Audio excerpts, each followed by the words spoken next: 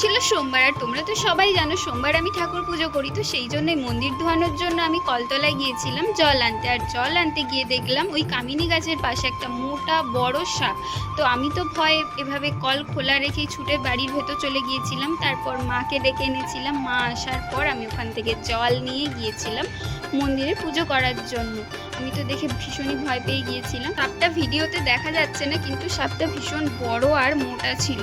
তারপর আমি যখন পুজো করার জন্য ফুল তুলতে গিয়েছিলাম, আমি ফুল তুলতে তুলতে হঠাৎই মোটা বড় পোকাটা দেখতে পেয়েছি। আর এটা দেখেও আমি ভেবেছিলাম এটা হয়তো সাপ, আর আমি ভীষণ ভয় পেয়ে গিয়েছিলাম। আসলে আমি সাপে একটু না অনেকটাই ভয় পাই। যাই হোক, আজকে সকাল থেকে তো আমার দিনটাই খারাপ। এই পোকাটা দেখো কতটা মোটা আর বড়, এটা হঠাৎ করে দেখে যে কোনো মানুষই ভয় পেয়ে যেতে পারে। যাই হোক, তারপর ফুল তোলার পর আমি ভালোভাবে পুজো করে নিয়েছি। আর আজ দুপুরবেলায় মা রান্না করেছিল শুক্তো। আর জানো তো নিরামিষ খাবারের মধ্যে শুক্তো আমার সব থেকে বেশি পছন্দের, আর সেটা যদি বাড়িতে তৈরি হয়। যাই হোক, সকাল থেকে দিনটা খারাপ হলেও দুপুরের খাবারটা আমার একদম মনের মতো হয়েছিল। খাওয়া দাওয়া করে আমি একটু ঘুমিয়ে পড়েছিলাম।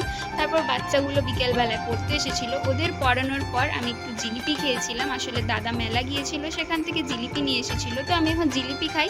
আর তোমরা ভিডিওটা লাইক করে চ্যানেলটা সাবস্ক্রাইব করে দিও।